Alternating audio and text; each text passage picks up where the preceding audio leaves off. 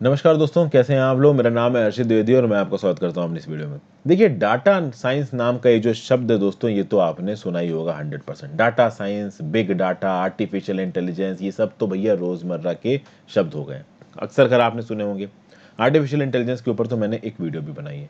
अभी जब बात आती है डाटा साइंस की दोस्तों, ये एक्चुअली में डाटा साइंस है क्या? डाटा साइंस का प्रयोग किस तरीके से किया जाता है? डाटा इतना मैटर क्यों करता है? इसकी इंपॉर्टेंस क्या है? क्या है एक्चुअली में डाटा साइंस नाम के शब्द का मतलब या फ्रेज का मतलब? एक डाटा साइंटिस्ट जो होता है वो करता क्या है? और एप्लीकेशंस, डाटा साइंस के सबसे इंपॉर्टेंट एप्लीकेशंस क्या हैं? और फ्यूचर में ये जो डाटा साइंस है ये हमारी कैसे मदद कर सकता है, क्या इसका कंक्लूजन है, इन सब चीजों को बहुत डिटेल में मैं आपको बताऊंगा दोस्तों। पूरा data science, big data, artificial intelligence, हालांकि big data artificial intelligence exactly तो यहां बात नहीं कर रहे हैं, क्योंकि big data, artificial intelligence, machine learning, ये सब डाटा साइंस के अंदर आ जाता है। तो डाटा साइंस एक बहुत ब्रॉड फील्ड है, उसके अंदर आपका big data, machine learning, artificial intelligence सब आ जाता है। बट एक हॉलिस्टिक तरीके से अगर आप डाटा साइंस को समझो तो ये क्या है, ये मैं आपको यहां पे समझाऊंगा। यूपीएससी के जनरल स्टडीज थर्ड थर्ड वाला जो पेपर है, जीएस पेपर 3, उसमें साइंस एंड टेक्नोलॉजी के अंदर ये चीज आपको काम आएगी। एक क्वेश्चन भी आपको दे देता हूं, इस तरीके का क्वेश्चन यूपीएससी पूछ सकता है। What is data science? Why is data science getting more important in today's world? Elaborate. Data science पे क्वेश्चन आना कोई बहुत बड़ी बात नहीं है, बहुत यूजफुल चीज है। तो इन सब चीजों के बारे में आज मैं इस वीडियो में बात करूंगा दोस्तों। आगे बढ़ने से पहले अगर आपको ये वीडियो पसंद आ रही हो तो लाइक का बटन दबा दीजिए। चैनल को आपका सब्सक्राइब नहीं किया है तो कर लीजिए। मुझे सपोर्ट करने के लिए दोस्तों आप चैनल पे ज्वाइन बटन दबा के मेरा सपोर्ट कर सकते हैं। मैं ऑलरेडी आपके लिए बहुत सारे कंटेंट्स लेके आ रहा हूँ, स्पेक्ट्रम, लक्ष्मीकांत, एनसीईआरटी टाइप के। तो आप हेल्प करना चाहो तो ऐसे कर सकते हो, साथ साथ कुछ वीडियोज भी बना रखी हैं चैनल मेंबर्स के लिए, तो आप वो भी देख सकते हो। इंस्टाग्राम पे फॉलो कर लीजिए, आपकी सारी जेन्युइन क्वेरीज को जवाब दूंगा। टेलीग्राम ग्रुप ज्वाइन कर लीजिए, इस पीडीएफ को मैं आपको टेलीग्राम ग्रुप में अवेलेबल करवा दूंगा। और ये पीडीएफ काफी इंपॉर्टेंट है आपके रिवीजन के पर्सपेक्टिव से भी, आपके नॉलेज के पर्सपेक्टिव से, हर तरीके से। चलिए बात करें डाटा साइंस की, है क्या ये?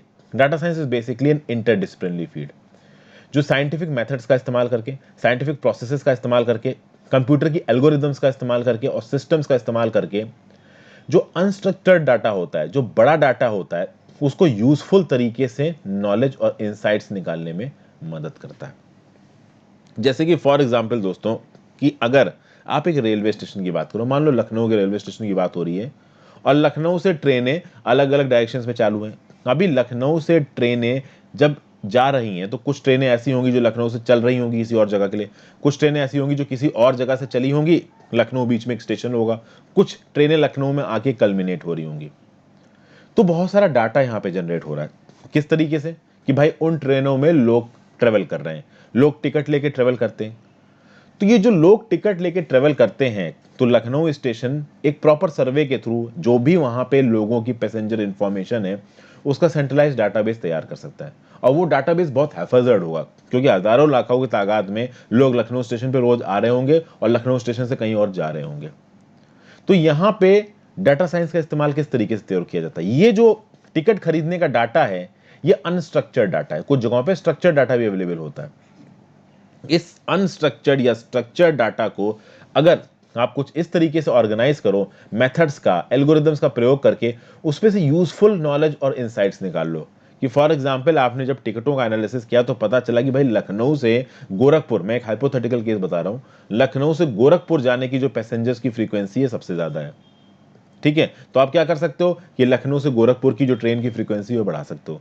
या फिर लखनऊ से जो लोग मुंबई जाते हैं वो सबसे ज्यादा टिकट का पैसा देके जा सकते हैं, तो लखनऊ से मुंबई जाने वाली ट्रेन को किराया बढ़ा सकते हो, उसमें कुछ एक्स्ट्रा फैसिलिटीज दे सकते हो। तो इस तरीके के इनसाइट्स का प्रयोग किया जाता है डाटा साइंस में। अब नॉर्मल कर केसेस में मैंने रेलवे स्टेशन का एग्जांपल लिया है लखनऊ के, वो गवर्नमेंट ऑपरेट करता है, तो गवर्नमेंट इस तरीके से कॉमर्शियल या प्रॉफिट मोटिव पे काम नहीं करती है। बट जो प्राइवेट कॉर्पोरेशन है वो तो प्रॉफिट मोटिव पे काम करती है ना।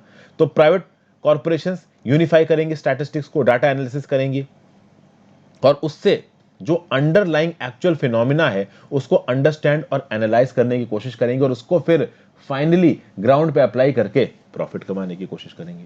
यहां पे देखिए बहुत सारे फील्ड्स की नॉलेज होनी चाहिए अगर आप डाटा साइंस में आगे बढ़ना चाह रहे हो। मैथमेटिक्स की नॉलेज, स्टैटिस्टिक्स, कंप्यूटर साइंस, कुल मिला के अगर आपको डाटा साइंस का अप्लाई करना है तो mathematics, statistics, computer science, domain knowledge, information science सबका एप्लीकेशन होता है। अगर आप साइंस की बात करो तो साइंस का फोर्थ पैराडिम कहा जा रहा है। 3 पैराडिम साइंस से क्या है? Empirical, theoretical, computational. एम्पेरिकल का मतलब क्या होता है? एक्सपेरिमेंट से किसी चीज को सीखना, ना कि केवल आइडियाज की बात करना।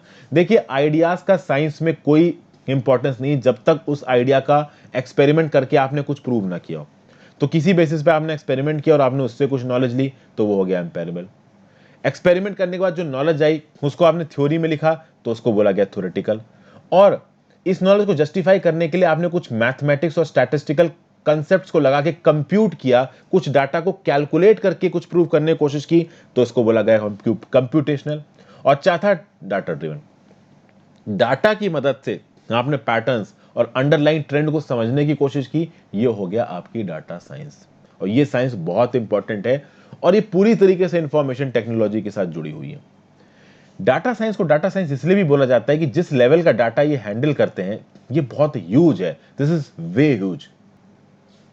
फिर डाटा साइंस का प्रयोग और किस लिए किया जा सकता है? एनालिस्ट के साथ साथ एक बड़ा ऑर्गेनाइजेशन में हाई लेवल के डिसीजन, तो जो ये गूगल और फेसबुक और माइक्रोसॉफ्ट और अमेजन जैसे ऑर्गेनाइजेशन है, इसमें तो ऑलमोस्ट सारे डिसीजन आपके किस बेसिस पे लिए जाएंगे? डाटा साइंस के बेसिस पे, क्योंकि वो डीली ऐसे जॉब से कर रहे हैं, मतलब डीली ऐसे काम से कर रहे हैं। अमेजन में सब कुछ ऑनलाइन बेचना है तो ऑनलाइन डाटा इंपॉर्टेंस है। किसी को अगर यहाँ पे घुसना है, डाटा साइंस में घुसना है, तो किस तरीके की स्किल्स इंपॉर्टेंट है? तो भैया computer science, mathematics, statistics, information visualisation, graphic design, complex systems, बहुत सारी चीजें दोस्तों यहाँ पे आ जाती हैं। तो देखिए बिग डाटा के लिए क्या क्या गया है। It is a field that treats ways to analyse, systematically extract information from or to otherwise deal with data sets that are too large or complex to be dealt with by traditional data processing application software।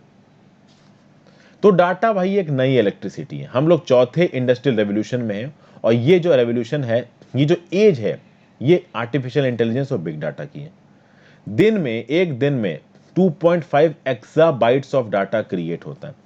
2.5 exabytes क्या होगा? 1000 bytes to the power 6, ये होता है भैया exabyte. अब आप खुद calculate कर सकते हो ये कितना हुआ। बहुत सारी जो कंपनीज हैं उन्होंने इस सेक्टर में एंट्री मारी है डाटा के दम पे। एक डाटा एक ऑर्गेनाइजेशन को आगे बढ़ने में मदद करता है, डिसीजन लेने में मदद करता है, क्योंकि जो फैक्ट्स हैं वो ऑर्गेनाइजेशन के सामने कौन रखेगा? बिग डाटा रखेगा। तो स्टैटिस्टिकल नंबर, ट्रेंड्स को देखना और इंपॉर्टेंट इसलिए हो जाता है दोस्तों क्योंकि बिग डाटा साइंस में ना बहुत सारे प्रोसीजर्स और एल्गोरिदम्स इन्वॉल्व है। एक मल्टी डिसिप्लिनरी चीज है, उस लेवल पे ये चीजों को सोच सकती है जिस लेवल पे एक नॉर्मल ह्यूमन माइंड नहीं सोच पाएगा। यहाँ डाटा, मशीन लर्निंग और उससे रिलेटेड सारी स्ट्रेटजी आ जाती हैं। ओके, तो information science, statistics, mathematics, computer science, सबका डिप्लॉयमेंट है यहाँ पे। Machine learning, pattern recognition, probability model, data engineering, signal processing, सब आ जाता है इधर। अगर आप स्पेसिफिकली उन लोगों की बात करो जो इस डाटा साइंस वाले फील्ड में काम करते हैं, तो भैया वो अलग अलग एजुकेशनल बैकग्राउंड्स के होते हैं, अलग अलग उनका वर्क एक्सपीरियंस होता है। तो बिजनेस डोमेन आपको आना चाहिए, मैथमेटिक्स, स्टैटिस्टिक्स या प्रोबेबिलिटी आपकी अच्छी होनी चाहिए, कंप्यूटर साइंस आपको आना चाहिए, और कम्युनिकेशन। ये 4 चीजें अगर आपके अंदर अच्छी हैं तो आप डाटा साइंस के फील्ड में कैरियर बना सकते हो। हालांकि लंबा समय लगता है दोस्तों डाटा साइंस की फील्ड में कैरियर बनाने में, और कहीं ना कहीं अब हमारे देश में भी इसका इकोसिस्टम सेटअप हो रहा है। टैलेंट अगर आप देखो इंडिया में तो डाटा साइंस और आर्टिफिशियल इंटेलिजेंस के लिए बहुत ज्यादा है, बट इंफ्रास्ट्रक्चर और फैसिलिटीज बहुत कम है। बहुत कम ही ऐसे इंस्टीट्यूट्स हैं जहां पे डाटा साइंस से रिलेटेड स्पेसिफिक कोर्सेज चलते हैं, जो कि अब शुरू हो रहे हैं, थोड़ा समय लग रहा है, बट हाँ होंगे जरूर।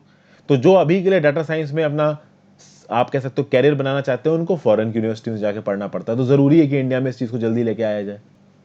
और जो डाटा साइंटिस्ट होता है उसका काम भी बड़ा इंटरेस्टिंग है। It is a person who should be able to leverage existing data sources and create new ones as needed in order to extract meaningful information and actionable insights। Meaningful information और actionable insights को निकालने के लिए आपको data को extract करना आना चाहिए, तभी आप इंपॉर्टेंट डिसीजंस ले पाओगे और चेंजेस को इनकॉर्पोरेट कर पाओगे बिजनेस गोल्स को बदलने के लिए। अच्छी अच्छी बातें हैं दोस्तों। तो यहां पे डाटा साइंस का प्रयोग क्यों किया जाता है? ये जो आपको पूरी की पूरी दोस्तों यहां पे ये पीपीटी दिख रही है ना, ये पीपीटी डाटा साइंस के यूजेस में आपको समझ में आ जाएगी। इसलिए मैं इस पीपीटी को आपको नहीं समझा रहा हूं, आपको मैं अवेलेबल करा दूंगा, आप एक बार पढ़ना। अब बात यहां ये आती है, एक बहुत नेचुरल सी चीज आपके दिमाग में आएगी कि सर डाटा साइंटिस्ट वाला जो काम है इसमें एग्जैक्टली एक आदमी करेगा क्या? जब आउटडेटेड सॉफ्टवेयर इतने बड़े डाटा को एनालाइज नहीं कर पा रहे हैं तो एक पर्टिकुलर इंसान क्या कर सकता है? सब कुछ तो मशीन कर रही है। तो डाटा साइंटिस्ट ने तो एक्चुअली कुछ किया ही नहीं। ऐसा नहीं है दोस्तों। अगर आप बात करो डाटा साइंटिस्ट टर्म की, तो इसकी बहुत से आप कह सकते हो डेफिनेशंस हैं, लेकिन आप कह सकते हो कि data scientist draws a lot of information from scientific fields and applications where it is statistics और मैथमेटिक्स। डाटा साइंटिस्ट क्रैक करते हैं कॉम्प्लेक्स डाटा प्रॉब्लम्स को साइंटिफिक डिसिप्लिन में, मैथमेटिक्स, कंप्यूटर की फील्ड में। देखिए बात यह है दोस्तों, डाटा साइंटिस्ट करता क्या है? वो ऐसी एल्गोरिदम बनाता है जो कि डाटा को एक बड़े अनस्ट्रक्चर्ड डाटा से स्ट्रक्चर्ड तरीके से बाहर निकाल सके और हमको एक्शनेबल नॉलेज दे पाए। अब आप सोचिए, जो डाटा डेली बेसिस पे हमारे पास जमा हो रहा है वो यूनिफॉर्म नहीं है, वो बहुत हैफर्जर्ड है। गूगल के पास जो डाटा आता है उसके सर्च इंजन का, जो डाटा आता है लोगों की ब्राउजिंग हिस्ट्री का, क्या वो यूनिफॉर्म होगा? अरे भाई, वो हजारों लाखों करोड़ों की तादाद में ट्रैफिक है, तो वो डाटा बहुत अनस्ट्रक्चर्ड है। तो इस केस में गूगल करेगा क्या? गूगल ऑब्वियस सी बात है अपने डाटा को रीजन वाइज तोड़ देगा, रीजन में भी सब रीजन बना देगा, सब रीजन में भी सब डोमेन बना देगा, अलग अलग डोमेन में स्पेशलाइजेशन के साथ अलग अलग डाटा साइंटिस्ट को बैठाला जाएगा। वो डाटा साइंटिस्ट अलग अलग एल्गोरिदम्स को बनाएंगे और उन एल्गोरिदम्स में उस डाटा को फीड करके वो आउटपुट्स को कैलकुलेट करने की कोशिश करेंगे। और फिर उन आउटपुट्स को कैसे वेरीफाई किया जाएगा? तो जिन जिन डाटा को आपने फीड करके एक पैटर्न निकाला है, एक यूजफुल इंसाइट निकाली है, रैंडमली उस डाटा के अंदर से कुछ व्यू पॉइंट्स को आप निकाल के जो फाइनल आउटपुट आया उससे कंपेयर कर सकते हो। तो डाटा साइंटिस्ट का ये काम है। Data scientist at the same time, एक डाटा साइंटिस्ट से एक्सपेक्ट किया जाता है कि वो मैथमेटिक्स की फील्ड में अच्छा हो, स्टैटिस्टिक्स की फील्ड में अच्छा हो, कंप्यूटर साइंस की फील्ड में अच्छा हो। बट उसी के साथ साथ जब उसका डिप्लॉयमेंट होता है ना ऑन फील्ड, तो किसी एक बहुत स्पेसिफिक ब्रांच में होता है ताकि स्पेशलाइजेशन को प्रमोट किया जा सके। तो डाटा साइंस ऐसा नहीं कि हाफाजार्ड वे में किसी भी बड़े डाटा में आपने चला दिया। डाटा को सेग्रीगेट किया जाएगा रीजन वाइज, डोमेन वाइज, हर डोमेन में कुछ स्पेसिफिक एक्सपर्ट्स अपॉइंट किए जाएंगे और वो एक्सपर्ट्स पहले तो एल्गोरिदम बना के उस डाटा से एक्शनेबल इंसाइट निकालने की कोशिश करेंगे और जो एक्शनेबल इंसाइट निकल के आई है बाहर, उसको रैंडमली और मैनुअली वेरीफाई भी करेंगे उस डाटा के अंदर से जिस डाटा को फील्ड करके आपने वो इंसाइट निकाली है। तो ये होता है दोस्तों डाटा साइंटिस्ट का काम। बहुत तगड़ा काम है। अब मेन सबसे इंपॉर्टेंट चीज है इसकी एप्लीकेशन कहां कहां है। तो fraud and risk detection, health care, internet search, targeted advertising, website recommendations, advanced image recognition, speech recognition, airline route planning, gaming, augmented reality. एक एक करके चीज देखते हो। सबसे इंपॉर्टेंट चीज इस पूरे लेक्चर की यही है, इनके एप्लीकेशंस। पहला application fraud and risk detection. देखिए, डाटा साइंस का जो सबसे अर्लीस्ट एप्लीकेशन हुआ था वो फाइनेंस की कंपनीज में। तो फाइनेंस की कंपनी क्या होती है? पैसा उधार में घुमाती हैं। अभी जब पैसा वापस नहीं आया तो ये डेप्ट में चली जाती है, लॉसेस में चली जाती है। तो इन फाइनेंस की कंपनी को समझ में नहीं आया कि करें क्या। ये लोग लोन सैंक्शन करते हैं बहुत सारे पेपर वर्क के साथ। तो इन फाइनेंस की कंपनी ने अपनी प्रॉब्लम को सॉल्व करने के लिए क्या किया? बहुत सारे डाटा साइंटिस्ट को हायर किया और इन्होंने बोला कि देखिए, पहले जो हमने लोन सैंक्शन किए हैं जो कि एनपीए हो गए हैं, और पहले जो हमने लोन सैंक्शन किए हैं जो कि एनपीए नहीं हुए हैं, ये इनका पेपर वर्क है। आप इस पेपर वर्क को एनालाइज करिए और इस पेपर वर्क को एनालाइज करने के बाद हमको बताइए कि भैया हम अपना लोन किस हिसाब से दें कि हमारे पास डेप्ट ना आए। तो यहां पे डाटा साइंटिस्ट क्या करेगा? पहले बात तो वो सारे के सारे मैनुअल डाटा को सिस्टम में फीड करेगा और सिस्टम में फीड करने के बाद वो पैटर्न को निकालने की कोशिश करेगा कि कौन से इलाकों में जब लोन दिया गया तो वो एनपीए हो गया, कौन से इलाके में जब लोन दिया गया तो पैसा वापस आ गया। यहाँ पे बहुत सारे फैसेट्स आ सकते हैं कि किसी एक टाइम पीरियड में किसी एक सेक्टर में, सेक्टर बूमिंग था तो बिजनेस चल गया, नहीं बूमिंग था तो बिजनेस ठप हो गया। तो fraud and risk detection, finance company अपना पैसा किस हिसाब से लोगों को लोन पे दें, कौन सा कस्टमर ठीक है, कस्टमर प्रोफाइलिंग करना, पास्ट एक्सपेंडिचर के हिसाब से लोन बांटना, इन सब चीजों की प्रोबेबिलिटी को कैलकुलेट करना, रिस्क और डिफॉल्ट की प्रोबेबिलिटी को कैलकुलेट करना, यह काम करता है आपका डाटा साइंस। तो एक फाइनेंशियल कंपनी गलत लोन ना सैंक्शन कर दे, इस चीज में डाटा साइंस उस फाइनेंशियल कंपनी की काफी मदद कर सकता है। दूसरा बात करते हैं हेल्थ केयर की। हेल्थ केयर में तो भैया देखिए डाटा साइंस के अनलिमिटेड यूजेज है। मेडिकल इमेज एनालिसिस में ट्यूमर को कैलकुलेट ये डिटेक्ट करना, आर्टरी स्टेनोसिस, ऑर्गन डिलीनिएशन, बहुत सारी चीजें हैं दोस्तों। अभी इसकी तो बात ही छोड़ दीजिए। एक मेडिकल इमेज जो आपके सामने छप के आती हैं, ऑब्वियस ये बात है, बहुत सारी मेडिकल इमेज नॉर्मल वाली अगर आप सामने रख दोगे सिस्टम के और उसी समय पे एक ऐसी मेडिकल इमेज रख दोगे जिसमें कुछ डिफरेंसेस हैं, तो वो डिफरेंसेस पॉइंट आउट करके वो सिस्टम बता देगा। इसको बोलते हैं मेडिकल इमेज एनालिसिस। डाटा इसमें, ये जो बिग डाटा है या डाटा साइंस है, ये आपकी मदद कर सकता है। दूसरा जेनेटिक्स एंड जेनोमिक्स, ये बहुत इंपॉर्टेंट पार्ट है भाई, कि जेनेटिक्स और जीनोमिक्स में कैसे मदद होगा। डाटा साइंस एप्लीकेशन अब क्या कर रहा है, ट्रीटमेंट पर्सनलाइजेशन कर रहा है जेनेटिक्स और जीनोमिक्स में। एक पर्सन का डीएनए के हिसाब पे उस पर्सन को बता दिया जाएगा कि आपकी हेल्थ पे आपके डीएनए की वजह से क्या फर्क पड़ेगा, और आपके डीएनए के चलते आपका जो जेनेटिक मेकअप है आपकी बॉडी का, इस जेनेटिक मेकअप के हिसाब से आपको कौन कौन सी डिजीजेस हो सकती हैं, और इन डिजीज से बचने के लिए आपको कौन कौन सी ड्रग्स लेनी चाहिए। ये वाला ड्रग आपके खिलाफ रिएक्शन कर सकती है, ये वाला ड्रग आपकी बॉडी की जेनेटिक मेकअप के हिसाब से सही है। तो फर्स्ट ऑफ ऑल आपके डीएनए को देख के बता देगा कि क्या प्रॉब्लम हो सकती है आपकी बॉडी में, उस प्रॉब्लम को सॉल्व करने के लिए कौन कौन सी ड्रग्स इस्तेमाल हो सकते हैं, ये सब कर सकता है आपका डाटा साइंस। तीसरा ड्रग डेवलपमेंट। देखिए भैया, ड्रग की जो रिसर्च है वो बहुत सालों से चल रही इंटरनेशनल कम्युनिटी में। उस रिसर्च के जो रिजल्ट्स हैं उनको मशीन लर्निंग एल्गोरिदम्स में बहुत समय से फीड किया जा रहा है। इससे होता यह है दोस्तों कि देखिए, एक दवाई बहुत सारे अलग अलग ड्रग कंपाउंड्स के फॉर्मुलेशन से बनती है, जिनको आप कभी कभी बल्क ड्रग भी बोलते हो। बल्क ड्रग में इंडिया चाइना के ऊपर बहुत डिपेंडेंट है। हम लोग बल्क ड्रग को एक बहुत हैवी अमाउंट में चाइना से इंपोर्ट करते हैं। रिसेंटली बल्क ड्रग को प्रमोट करने के लिए एक डेडिकेटेड स्कीम भी लेके आई है सरकार। तो कुल मिला के बल्क ड्रग न्यूज में रहता है। तो इन बल्क ड्रग के प्रयोग से छोटे छोटे कॉम्बिनेशन में इन बल्क ड्रग को मिला के एक फाइनल वैक्सीन बनाई जाती है। अभी बात दोस्तों यहां पे ये है कि इन बल्क ड्रग के जो कंपाउंड्स होते हैं छोटे छोटे, इनको मिला के एक वैक्सीन कितनी इफेक्टिव की जा सकती है किसी बीमारी की तरफ। तो बीमारी के ट्रेंड को आप सिस्टम में फीड करोगे, जो ड्रग्स हैं उसने दूसरी बीमारियों में क्या इफेक्ट किया उसको सिस्टम में फीड करोगे।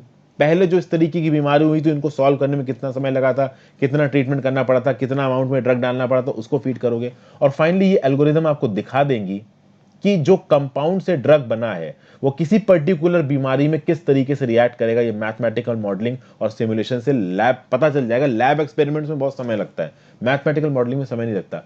कोविड-19 के लिए जो ड्रग डेवलपमेंट हो रहा है ना, वहां पे डाटा साइंस का बहुत इंटेंसिवली इस्तेमाल किया जा रहा है यूएस जैसी कंट्रीज में। फिर बात करते हैं इंटरनेट सर्च की। हम लोग गूगल सर्च करते हैं, गूगल के साथ साथ और भी सर्च इंजन है, वो ज्यादा यूज नहीं होते इंडिया में बट हैं, याहू, बिंग, आस्क एओएल। तो ये सर्च इंजन कैसे ढूंढते हैं आपका अपने सर्च रिजल्ट्स, ये भी डाटा साइंस के एल्गोरिदम का प्रयोग करते हैं दोस्तों, ये समझ लीजिए। तो डाटा साइंस के एल्गोरिदम का प्रयोग इन सर्च इंजन में भी होता है। और ये आप पता कर सकते हो किस तरीके से, जो गूगल है वो 20 petabytes of data her day को ये प्रोसेस करता है। और भैया देखिए, डाटा साइंस एल्गोरिदम जैसी चीजों पे मेरे जैसे यूट्यूबर्स भी बहुत डिपेंडेंट है। आपको क्या लगता है कि YouTube की जो एल्गोरिदम है वो किस बेसिस पे काम करती है? वो इसी डाटा साइंस एल्गोरिदम पे काम करती है। मैं जो वीडियोस बना रहा हूं वो वीडियो कितनी क्वालिटी की है, इसको या तो कोई पर्सन मैनुअली देखे तो पता करे। अब मैं दिन में 7 वीडियोस बनाता हूं, 6 वीडियोस मैं बनाता हूं, एक वीडियो विनीत सर बनाते हैं। इन वीडियोस की क्वालिटी कैसी है ये पता करने के लिए अब यूट्यूब अलग से एक आदमी तो बैठाएगा नहीं। यूट्यूब के लिए तो भैया हजारों घंटों की वीडियोस 1 मिनट में अपलोड हो रही हैं। तो यूट्यूब किसी आदमी को बैठा के मैनुअली वीडियोस को चेक नहीं कर सकता है। तो यूट्यूब ने क्या किया है, डाटा साइंस एल्गोरिदम डिप्लॉय कर रखे हैं। तो भैया कितने कीवर्ड्स हैं हमारी वीडियोस में, ठीक है, कितने समय के लिए मेरी वीडियोस को लोगों ने देखा, कितने व्यूज आए, ये सब के आधार पे जो यूट्यूब के एल्गोरिदम है वो मेरे चैनल को यूट्यूब के सर्च रिजल्ट्स में डिस्प्ले करेगी। हर चैनल जो यूट्यूब में है वो यूट्यूब के सर्च रिजल्ट्स पे डिपेंड करता है, यूट्यूब के एल्गोरिदम पे डिपेंड करता है। यूट्यूब की एल्गोरिदम अगर किसी पर्टिकुलर चैनल पे मेहरबान हो गई तो वो एक झटके में ऊपर उठ जाएगा, क्योंकि अल्टीमेटली आप यूट्यूब पे देख वही रहे हो जो आपको यूट्यूब दिखा रहा है। और ये सिर्फ यूट्यूब के नहीं लिए, हर ऑनलाइन प्लेटफॉर्म के लिए यही होता है। टिकटॉक में भी जो चीजें आपके सामने आ रही थी वो डाटा साइंस के थ्रू ही आ रही थी। आगे बात करते हैं टारगेटेड एडवर्टाइजिंग की। आप कभी यूट्यूब पे आए हो तो यूट्यूब पे प्री रोल एड्स चलते हैं, किसी वेबसाइट पे गए हो तो वहां पे राइट साइड पे आपको चमकते हुए ऐड नजर आ जाते हैं। तो ये जो ऐड है, ये ऐड आपके सामने कैसे आते हैं, ये जो टारगेटेड एडवर्टाइजिंग होती है वो कैसे होती है, वो डाटा साइंस एल्गोरिदम से होती है। जो डाटा साइंस एल्गोरिदम है ये ऑटोमेटिकली समझ जाएंगे कि आपका पास्ट ब्राउजिंग बिहेवियर कैसा था। गूगल क्रोम या कोई भी ब्राउजर आप इस्तेमाल करो, वो कुकीज को कलेक्ट करता है। ये कुकीज गूगल के डाटा साइंस एल्गोरिदम को बता देती है कि हाँ भाई, ये जो पर्टिकुलर यूजर है ये इस तरीके की चीजों को ब्राउज करता है। तो ऑटोमेटिकली जो एडवर्टाइजिंग एल्गोरिदम है ना, वो उसी तरीके के सजेशंस आपको दिखाने लगेगा एड्स में, किसी भी आप वेबसाइट पे जाओगे तो। फिर आप बात करो वेबसाइट रिकमेंडेशन। कभी अगर आप अमेजन पे लॉगिन करो तो अमेजन के होम पेज पे आपको क्या दिख रहा है? अमेजन के होम पेज पे आपको वही सब चीजें दिखेंगी जो पहले या तो आपने ब्राउज करी हैं या फिर आपने पहले उस तरीके की कोई चीज परचेज करी हो। तो अमेजन की वेबसाइट पे तो लाखों करोड़ों प्रोडक्ट पड़े हुए हैं। किस हिसाब से प्रोडक्ट आपको प्रोवाइड किया जाएगा? वो इस हिसाब से प्रोवाइड किया जाएगा कि आपने पहले कौन सा प्रोडक्ट खरीदा है या किसी प्रोडक्ट को ब्राउज करके उसमें इंटरेस्ट दिखाया है।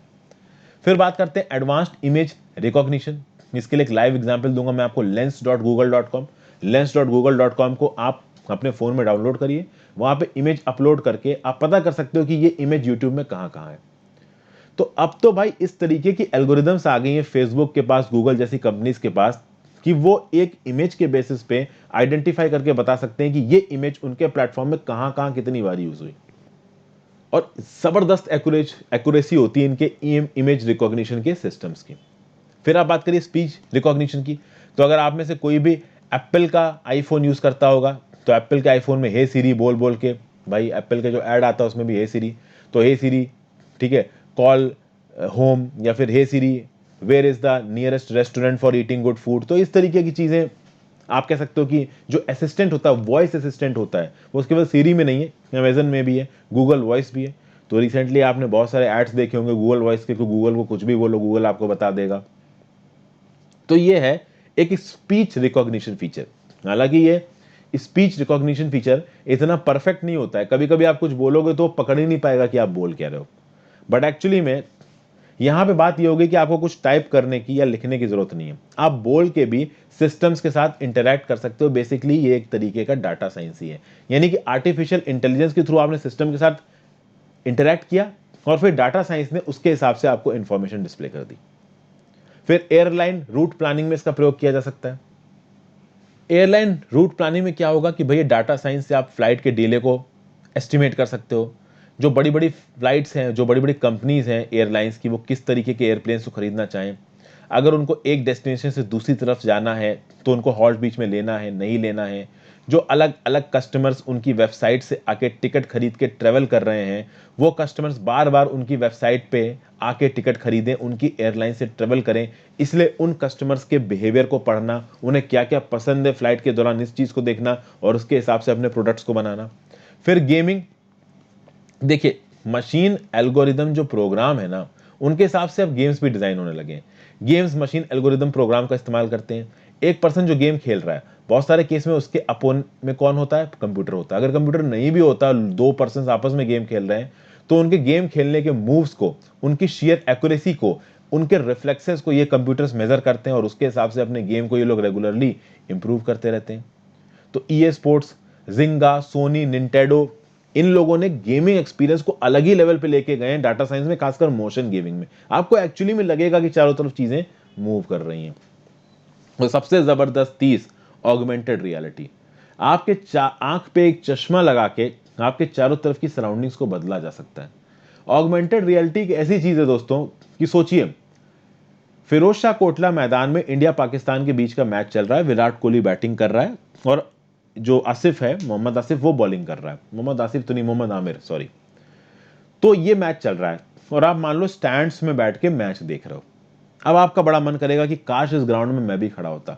ऑगमेंटेड रियलिटी आपको यह चांस देगा कि आप एक चश्मे को अपने आंख के ऊपर लगा लो और आपको ऐसा फील होगा कि एक्चुअली में आप मोहम्मद आसिफ और विराट कोहली के बगल में खड़े हो और मैच को लाइव अपनी आंखों के सामने वैसे देख रहे हो।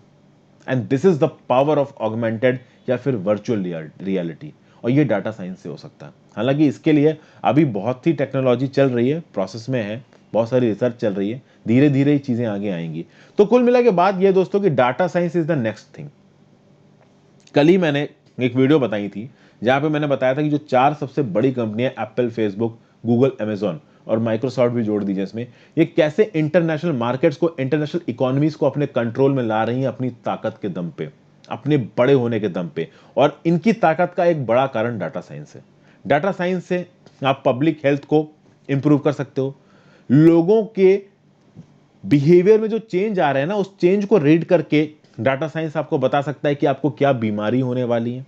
कहीं पे अगर बीमारी फैल गई तो वो बीमारी कितना आगे फैल सकती है, उसको क्योर को ढूंढने में डाटा साइंस बहुत जल्दी आपको मदद कर सकता है। इनफैक्ट एग्रीकल्चर के फील्ड में क्रॉप प्रोडक्शन को बढ़ाने के लिए, फूड ग्रोथ को बढ़ाने के लिए और फूड डिलीवरी को और स्ट्रीमलाइन करने के लिए भी डाटा साइंस आपकी मदद कर सकता है। तो डाटा साइंस का कैरियर भी आज की डेट में बहुत ज़्यादा ल्यूक्रेटिव हो गया है, लेकिन उसके अंदर एंट्री करना भी उतना आसान नहीं है। अगर बात की जाए आज की डेट में, तो दुनिया भर में बहुत से बिजनेसेस और गवर्नमेंट डिपार्टमेंट्स डाटा साइंस पे डिपेंड हो रहे हैं। खासकर इंडिया में जो आप कह सकते हो कि पब्लिक सर्विसेज है, मेजर लेवल पे जो पब्लिक सर्विसेज ऑपरेट करती हैं, जैसे कि रेलवेज, उसमें डाटा साइंस का प्रयोग बहुत प्रॉपर तरीके से किया जा सकता है।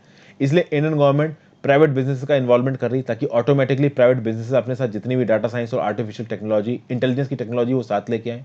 डाटा ड्रिवन बिजनेसेस जो हैं 2020 में 1.2 ट्रिलियन डॉलर्स पहुंच चुके हैं दुनिया भर में। 2015 में जितने थे उससे 333 बिलियन डॉलर ज्यादा।